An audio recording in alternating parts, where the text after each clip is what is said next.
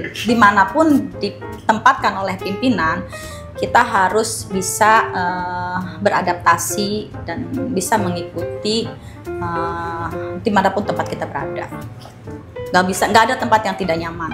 Semua tempat itu ada nyamannya, ada tidaknya, ada enaknya, ada enggaknya. Itu udah biasa. Tapi saya ngeliat latar belakang ibu juga mungkin sangat aktif ini di media sosial. Apa sih masa sih? Iya. Dengar kayak ada program podcast gitu, namanya apa?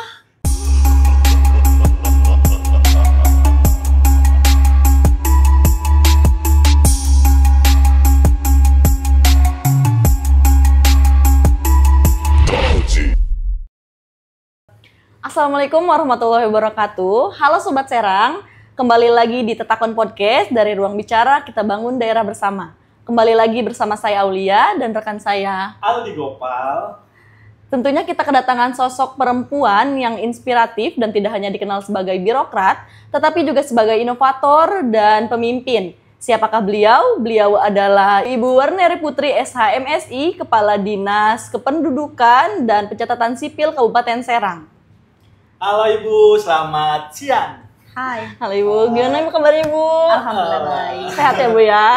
Alhamdulillah. Dengan Aulia Ibu. Teh Aulia, Ya. Mas Aldi Gopal. Mas Aldi.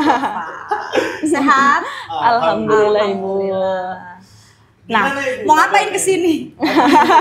Ya sedikit pengen tahu aja ini dengan latar belakang Ibu, terus pencapaian Ibu di Dinas Kependudukan dan Pencatatan Sipil ini. Ya, apa yang mau ditanyain? Saya di Dinas Wah, Kependudukan. Aul dulu kayaknya yang nanya ini.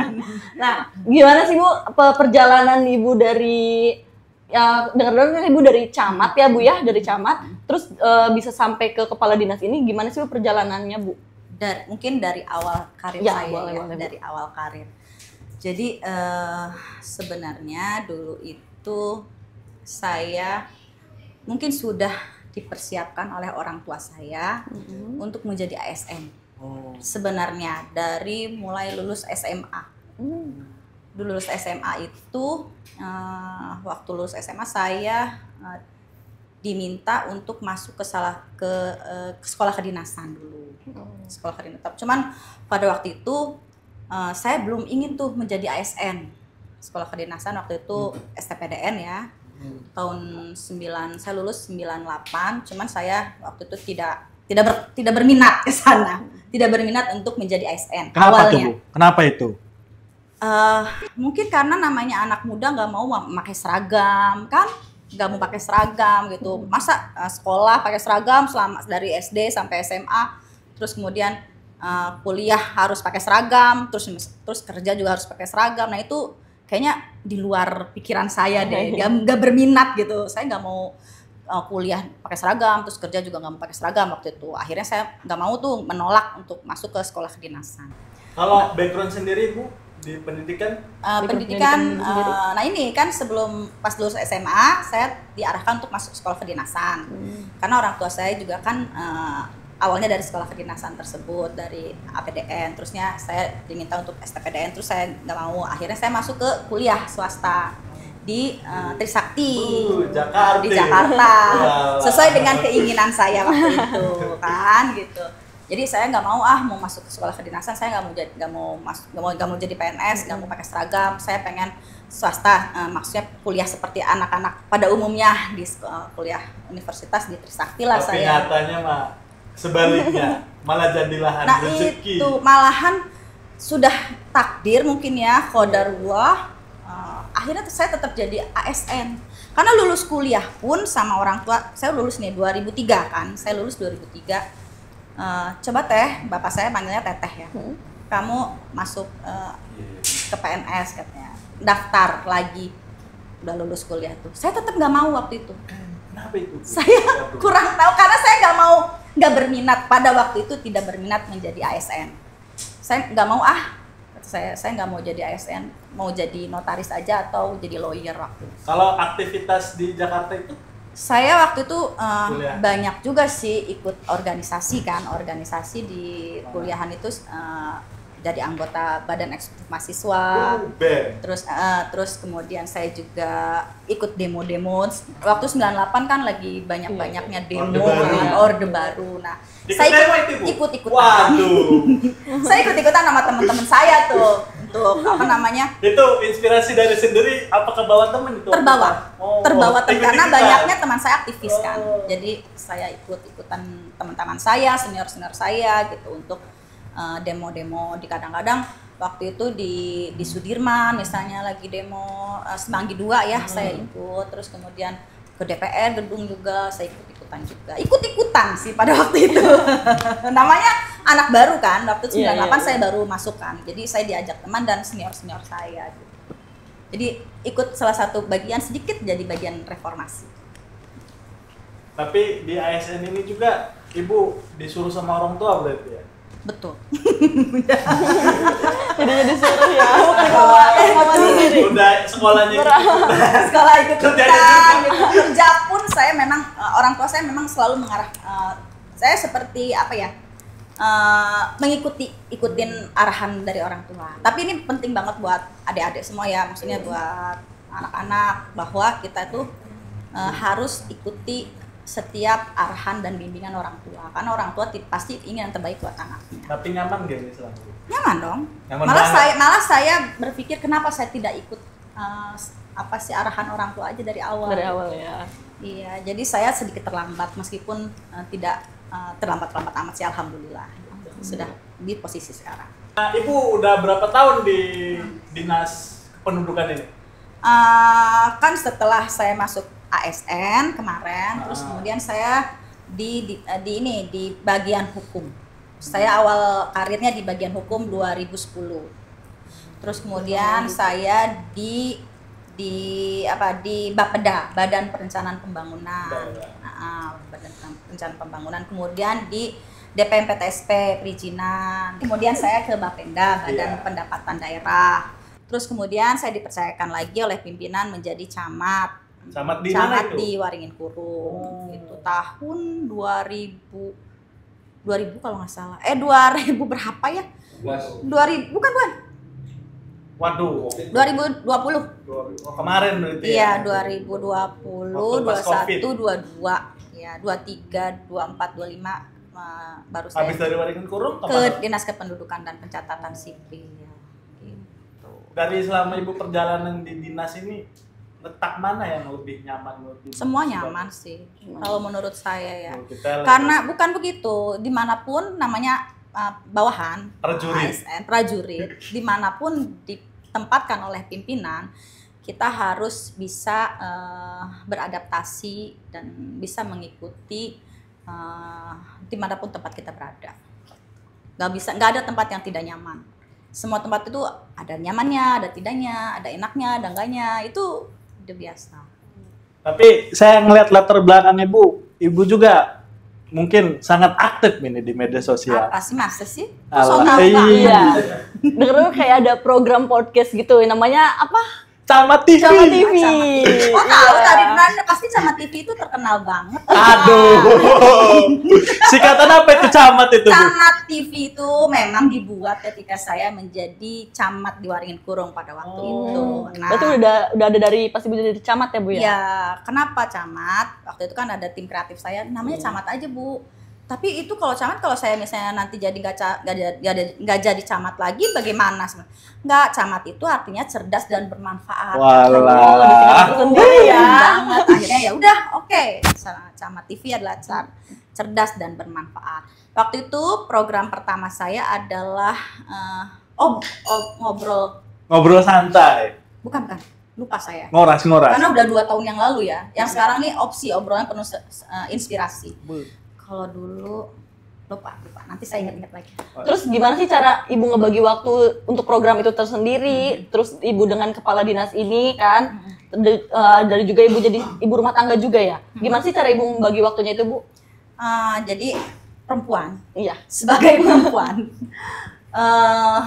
pastinya banyak sekali, terutama yang wanita pekerja ya, harus banyak membagi waktu antara rumah tangga dan pekerjaannya plus pekerjaan lain yang memang dia punya passion di pekerjaan. Wonder Woman. Wonder Woman enggak juga. Belum sampai ke sana. Kalau belum jadi pimpinan ya. Jadi pembagian waktunya saya itu kalau waktunya saya bekerja. Jadi bekerja sebagai ASN itu kan waktunya udah jelas ya, dari jam 7:30 sampai jam 4 saya bekerja. Kadang-kadang misalnya jam siang tuh saya pulang kalau memang dibutuhkan di dalam keluarga. Nah setelah pulang dari rumah misalnya jam 4 saya pulang, itu saya tidak pernah kemana-mana lagi. Ya saya ngurus rumah tangga, ngurus jadi rumah, ibu gitu jadi ya, ibu seutuhnya gitu. Punya anak berapa ini, Bu? Saya anaknya 3. 3, yang 1 sudah di kedokteran. Cewek apa cowok nih? Cewek. Waduh. Yang udah mau masuk kuliah, yang laki-laki, yang ketiga masih kelas 6 SD, baru naik kelas 6. Nah itu ketika saya di rumah, pulang kerja saya menjadi ibu rumah tangga. Terus pagi juga sama, saya bangun tidur, saya masak, bikin bekal buat anak-anak, terus kemudian diantarkan ke rumah. Nah itu bagi waktu saya. Nah kapan nih untuk waktu saya selain rumah, pekerjaan? Ya maksudnya program ada passion yang lain misalnya. Nah, seperti tadi podcast sama TV. Nah itu saya cari-cari waktu di setelah pulang kantor, kan itu nggak setiap hari kan, paling seminggu 1 kali untuk take atau 2 kali. Nah itu saya bagi waktu di situ dan izin dulu dengan anak-anak, dengan suami. Ada kesulitan-kesulitannya nggak sih Bu? Nggak ada ya, kalau kita memang nggak pernah, maksudnya bisa membagi waktu antara pekerjaan dan rumah sih fine-fine aja gitu, nggak ada. Dan anak-anak, suami juga mendukung sekali gitu, apapun yang saya lakukan, pekerjaan saya, mereka alhamdulillah mendukung. Jadi nggak ada yang berat, keberatan, nggak ada. Berarti nyaman-nyaman aja semua juga ya. Support system kami semua dalam keluarga alhamdulillah baik. Dengar-dengar Ibu ada bisnis kafe juga ya? Oh iya. Apa itu masih berjalan Bu? Nah ini bisnis kafe saya sekarang ini sedang vakum, hiatus. Kenapa itu? Karena itu ya, waktu itu kan COVID kan. COVID itu kita bekerja di rumah, terus kemudian saya yang tipe orang yang nggak bisa diem kan, udah nggak bisa diem, pengennya ketika diem tuh ada aja yang harus saya kerjakan gitu. Nah waktu itu kan lihat-lihat kan, ini gimana kalau saya masak nih, saya suka masak kan. Terus kemudian kata anak saya, Mom ini enak deh makanannya. Jadi bikin bisnis baru lagi. Gimana kalau dijual gitu kan? Saya di rumah kan kerjanya masak. Nah saya coba tuh jual melalui online awalnya kan. Saya pasarkan online. Nah kebetulan banyak banget tuh pesanan-pesanan online kan masuk ke saya. Dan bisa setiap hari itu selalu ada, sampai kalau pesanan yang lain itu saya harus cari hari dulu nih. Jadi selama 1 bulan tuh penuh tuh saya untuk masak. Jadi kalau misalnya si Teteh misalnya mau pesen, nah itu bisa kebagiannya beberapa hari kemudian. Jadi PO gitu ya Bu ya? Iya, 1 minggu kemudian atau 2 minggu kemudian. Nah itu saking ramainya. Nah kemudian kenapa saya nggak bikin kafe aja gitu kan? Akhirnya ya udah saya bikin kafe deh gitu. Nah kafe, nah itu hampir mau selesai COVID ya. Ya kafe itu udah lumayan banyak nih penggemarnya gitu, langganannya udah banyak. Nah saya ditempatkanlah menjadi camat pada waktu itu. Waringin Kurung. Nah, ketika menjadi camat itu kan energi, pikiran, tenaga, waktu benar-benar harus fokus karena memimpin suatu wilayah kan. Jadi nah disitulah saya mulai kayaknya tidak terpegang nih gitu.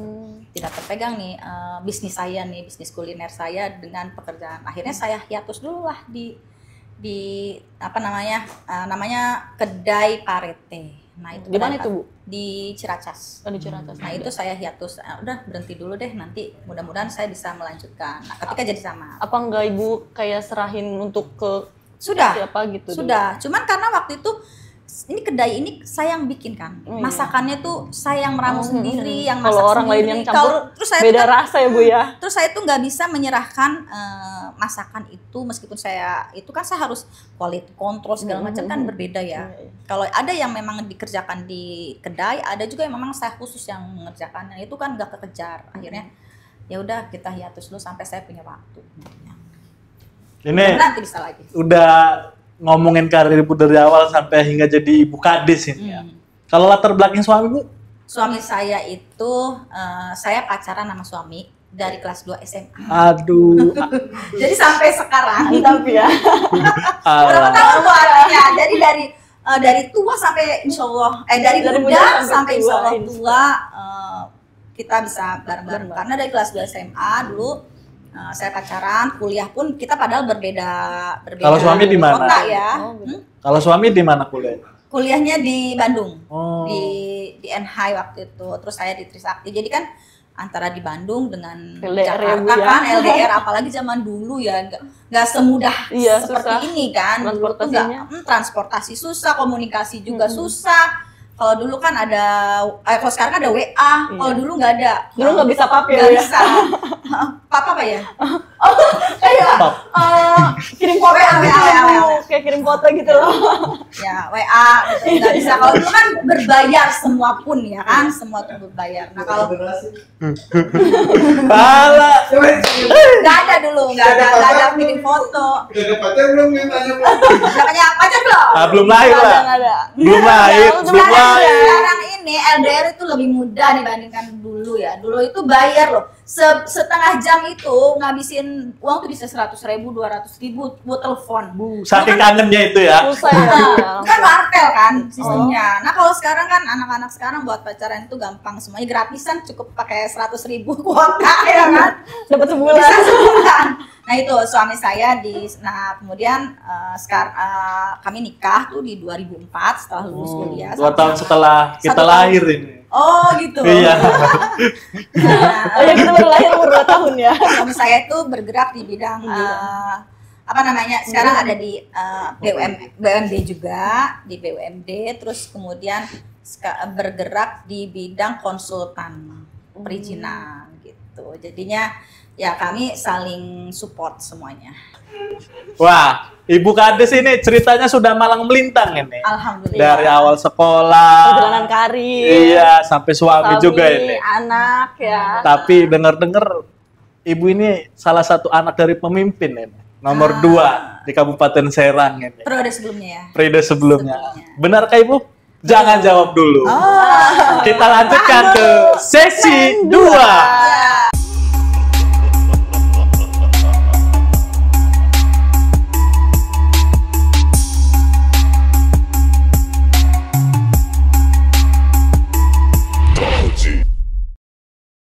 Masih bersama kami di Tetakon Podcast. Kali ini masih bersama Ibu Warneri Putri. Nah, kita lanjut ya Bu pertanyaannya. Silakan. Aha. Ibu kan sekarang kepala dinas nih. Program apa saja sih Bu yang lagi dijalankan sekarang ini? Baik, sebagai kepala dinas kependudukan catatan sipil, tentunya ketika saya diberikan amanah untuk menjadi kepala dinas di dinas kependudukan dan pencatatan sipil ini, ada beberapa program yang memang sedang kami sosialisasikan kepada masyarakat, yaitu tentang akte kelahiran, terus kemudian KIA, terus kemudian yang paling terbaru ini adalah akte kematian juga, terus kemudian yang terbaru adalah mengenai pencatatan perkawinan dan pencatatan perceraian. Karena kenapa? Kalau kami lihat menurut data ya, akte lahir itu alhamdulillah kita sudah tercapai targetnya, karena ada beberapa inovasi yang kita keluarkan, misalnya seperti balung anak itu. Inovasi itu kerjasama Dinas Kependudukan Catatan Sipil dengan fasilitas kesehatan atau rumah sakit, dimana ketika masyarakat atau ibu hamil yang melahirkan di salah satu fasilitas kesehatan atau rumah sakit yang sudah bekerja sama dengan Dinas Kependudukan Catatan Sipil akan mendapatkan akte kelahiran, KIA, dan kartu keluarga yang terbaru gitu. Jadi ibu-ibu itu bisa langsung mendapatkan 3 dokumen tersebut dengan Vaskes yang sudah bekerja sama dengan kita. Karena apa? Kadang-kadang masyarakat itu kan malas ya untuk mengurus administrasi kependudukan, terutama akte kelahiran untuk anaknya. Karena dipikirnya rumit lah, susah dan sebagainya. Itulah maka kami langsung mengeluarkan inovasi tersebut. Kemudian Adikramas juga. Adikramas itu kerjasama dengan sekolah-sekolah. Nah, sekolah-sekolah itu juga dihimbau untuk mengecek masyarakat mahasiswanya yang belum memiliki akte kelahiran dan KIA.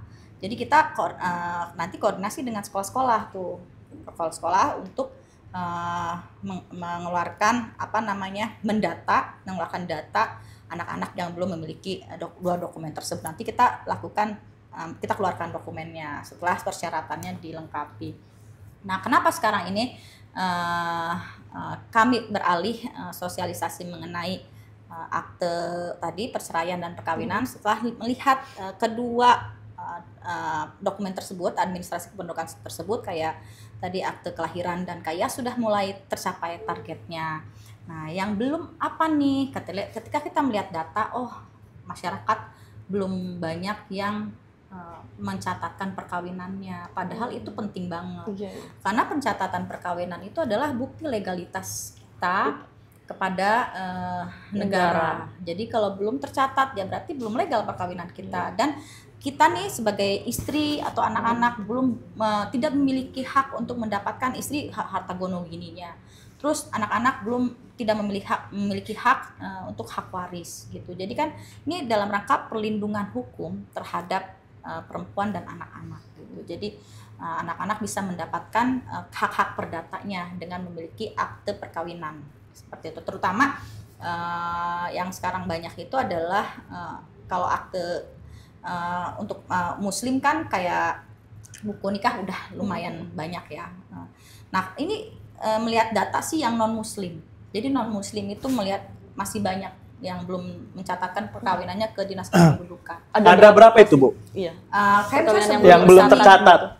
Banyak ya. Kalau itu kan kita nanti melihatnya tidak tercatat ya. Maksudnya tidak bisa secara data ada sekian perkawinan karena itu mereka itu mendaftarkannya perkawinan itu ke muka agama seperti kawin siri. Kawin siri kan kita dinas kependudukan tidak bisa melihat data.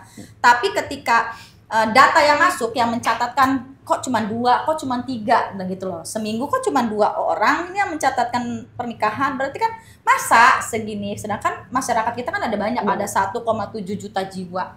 Yang produktifnya kan banyak. Nah, ternyata banyak sekali yang mereka itu kawinnya masih kawin siri. Belum legal secara negara, baik itu muslim dan non muslim. Jadi sebagai informasi, kalau muslim itu pencatatan perkawinannya ke KUA, nah kalau non muslim itu pencatatan perkawinannya ke dinas kependudukan dan pencatatan sipil. Iya, baru kita lihat tuh, sebulan masa cuma 2-3 orang? Apakah iya cuma segini? Mungkin mereka hanya berhenti sampai surat keterangan dari pemuka agama aja. Itu padahal belum dicatatkan ke negara, ya ke dinas kependudukan catatan sipil. Padahal itu kan berarti belum selesai, belum sah secara negara kan. Hak-haknya juga belum dapat bisa diterima nanti gitu untuk anak-anak dan istrinya gitu. Itu Bu. Selain dari itu kan ada tuh program IKD. Itu gimana itu, Bu? Identitas kependudukan digital. Nah, kalau untuk identitas kependudukan digital ini juga banyak masyarakat yang belum sadar manfaatnya dengan identitas kependudukan digital. Padahal dengan menggunakan identitas kependudukan digital itu atau IKD itu lebih efektif dan efisien. Karena zaman sekarang kan kita jarang bawa dompet ya. Iya. Kita kan jarang bawa dompet, terus kemudian kemana-mana kita tinggal kris atau apa kan, tinggal gitu. handphone gitu, cukup bawa handphone gitu, di dalamnya tuh udah ada e-banking udah ada, KTP digital udah ada, jadi lebih efektif dan efisien dan semuanya lembaga juga sebenarnya sih sudah menerima identitas IKD itu. Bank-bank juga udah, jadi pelayanan publik tuh sudah menerima. Cuman memang kekurangannya ada beberapa lembaga yang masih belum menggunakan IKD, masih memerlukan fotokopi misalnya. Tapi sebenarnya di dalam IKD itu juga bisa sih, bisa di screenshot, bukan screenshot ya, di foto, kemudian di print itu bisa. Gitu. Jadi lebih efektif lah. Cuman ya itu kendalanya di Kabupaten Serang itu masih banyak. Kan kita pedesaan ya, bentuknya kan Kabupaten Serang kan bukan perkotaan ya. Jadi banyak yang masyarakat tuh belum belum paham gitu tentang teknologi digital kan. Mereka masih percaya dengan fisik yang pokoknya saya mah pengen fisik KTP. Fisik KTP-nya. Terus kemudian yang kedua, masyarakat itu di Kabupaten Serang khususnya masih banyak yang belum punya handphone. Jadi satu rumah paling suaminya yang punya gitu. Berarti bawa keluar gitu ya, Bu. Kira-kira udah berapa persen itu masyarakat kabupaten 4%, 4,9%. Dari juta. Dari wajib KTP itu 1,2 juta ya. 1,2 juta jiwa itu baru sekitar 4%. Gitu. Jadi ya itu karena kendalanya itu tadi, karena masyarakat belum sadar, terus banyak yang belum punya handphone. Terus kemudian belum percaya, terus lembaga publik juga masih membutuhkan KTP fisik gitu, belum semuanya satu visi gitu, belum itu kan dari pemerintah pusat ya. Kita sebagai dinas kependudukan hanya berusaha menjalankan program-program yang diberikan kepada kami. Nah, ada yang lebih menarik nih Bu ya. Ada berapa UPT sih di Kabupaten Serang ini Bu? Jadi Kabupaten Serang, di kabupaten khususnya Dinas Kependudukan Catatan Sipil. Dinas Kependudukan Pencatatan Sipil kita tuh ada 16 UPT. Dan 12 UPT pembantu. Nah, tetapi di 29 kecamatan itu kita sudah bisa pelayanan. Semuanya sudah bisa melayani masyarakat, baik itu pembuatan KTP, terus pembuatan akte kelahiran, semuanya yang bisa dilakukan oleh UPT itu di 29 kecamatan. Jadi masyarakat tidak perlu datang ke Dinas Kependudukan untuk bikin KTP misalnya, itu cukup di tempat UPT domisili masing-masing. Nah, belangko juga insya Allah semuanya ada. Jadi tidak ada isu kalau belangko kosong itu nggak ada. Wah, berarti kalau misalnya ada di salah satu UPT, itu UPT perlu dipertanyakan. Perlu dipertanyakan ya, garis besar. Karena kami sudah memberikan belangko itu sesuai dengan permohonan dan dimohonkan ke dinas. Gitu. Itu bikinnya tuh berapa lama itu, Bu? Kalau pengajuan baru? Nah, pengajuan baru itu dibutuhkan maksimal 3 hari karena diperlukan penunggalan dari pusat. Jadi bukan dari kami ya. Jadi ketika sudah ditunggal oleh pusat itu baru kita bisa cetak. Tapi kalau untuk pembuatan KTP yang cuma rusak, terus kemudian ganti status, nah itu langsung jadi. Ganti foto bisa nggak Bu? Bisa. Misalnya tadinya tidak berjilbab menjadi berjilbab, berjilbab tidak berjilbab, atau hidungnya mancung, pesek jadi mancung. Kalau dibikin efek, Bu? Kalau untuk informasi juga ya masyarakat ya, untuk foto KTP itu sekarang nggak perlu kaku. Bisa jadi, senyum? Boleh senyum. Senyum bahagia? Senyum bahagia, atau dia bersolek ya, dandan dulu biar cantik. Kan biasanya kalau di KTP kan suka pada jelek kan ya. Nah, saya pengen diperbaiki. Padahal mah nggak dipajang itu Bu ya. Tapi mungkin pada dasarnya sudah bercanda pemirsa. Nah itu kalau misalnya itu bisa dandan dulu. Jadi kita imbau kepada masyarakat kalau mau foto KTP ke salon dulu juga nggak apa-apa. Gitu biar KTP-nya cantik kan seumur hidup kan. Kayak MUA dulu nggak apa-apa. Ya kayak MUA dulu nggak apa-apa. Gitu. Oke. Seru juga ini Bu ya. Kalau ngomongin ini. Nah, online nih, pelayanan online. Gimana itu caranya? Nah, Dinas Kependudukan Pencatatan Sipil sekarang ini menggunakan aplikasi Serang Bahagia. Serang Bahagia? Namanya. Waduh. Serang Bahagia. Jadi aplikasi satu pintu atau Serang Bahagia. Nah, itu semua pelayanan di Dinas Kependudukan Catatan Sipil sudah online. Jadi masyarakat udah nggak perlu datang lagi nih ke UPT atau ke dinas. Melalui online ya Bu? Melalui online. Jadi misalnya mau bikin perubahan kartu keluarga, tinggal dipilih menunya perubahan kartu keluarga. Itu langsung upload persyaratan-persyaratannya, udah langsung kalau misalnya ada kesulitan atau apa, itu tinggal chat dengan petugas. Tapi sebelumnya seperti umumnya sosial media. Jadi untuk mendapatkan akun tersebut harus download dulu di Play Store. Gitu. Jadi download Play Store, cari aplikasi Serang Bahagia, terus kemudian baru daftar akun ya. Setelah daftar akun baru bisa punya akun nih, udah punya akunnya baru kita bisa upload. Apa bedanya dengan Serang Tatu? Sama aja dulu sih. Kan Serang Tatu ya Bu ya? Sama aja. Serang Tatu dengan Serang Bahagia sama. Kalau dulu kan merujuk ke namanya ya. Aplikasi Serang Satu Pintu. Nah gitu. Jadi bukan merujuk ke nama seseorang atau nama itu enggak, tapi singkatan dari aplikasi Satu Pintu itu. Jadi nah kalau sekarang Serang Bahagia ya mungkin disesuaikan juga dengan tagline yang sekarang gitu, jadi sama karena ini kami hanya user ya, kalau Dinas Kependudukan user, jadi aplikasi ini berinduk ke Dinas Kominfo, jadi kami tidak membuat aplikasi gitu. Tapi isi dalamnya sama Nggak ada Sama, beda, sama, nggak cuma ada. perubahan nama doang. Perubahan nama ya. Perubahan nama mungkin. Ya itu sama sih sebenarnya isinya. Sistem-sistemnya sama Sistemnya semua. juga sama, namanya juga sama sih sebenarnya. Sebenarnya masih sama, namanya masih sama. Satu pintu. Oke Bu, kita kan udah ngomongin kerjaan Ibu ini, terlalu serius gitu. Iya. Gimana kita tarik ulur ke belakang? Kemana lagi narik? Kan Ibu ini adalah salah satu anak Oke. dari pimpinan terdahulu di Kabupaten Serang. Bener Kak Bu? Betul, almarhum Bapak Panji Tirtayasan. Semoga beliau diterima Amin. ibadahnya, Amin, amin. diterima, ditempatkan di surga bersama dengan orang-orang yang Amin, amin. amin insyaallah. Insyaallah. Tapi dari Ibu sama Bapak juga kan sama-sama dari ASN kan latar belakang. Bisa jadi ke politik. Untuk Ibu sendiri ada nggak niat buat ke situ? Untuk meneruskan. Pelan ini saya ngomong ya Bu. Jadi jangan tegang. Selalu aja relax. Saya nggak suka tegang ya. Harus dijawab kalau tapi yang ini. tegang bekak. Saya nggak mau. Ya, tapi harus dijawab dong.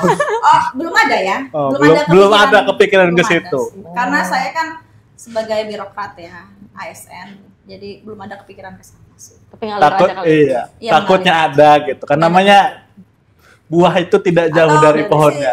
Jauh Kalau dimodalin. Silakan. Belum ada sih. Karena masih panjang ya perjalanan juga. Ya saya kan masih umur 25 kan.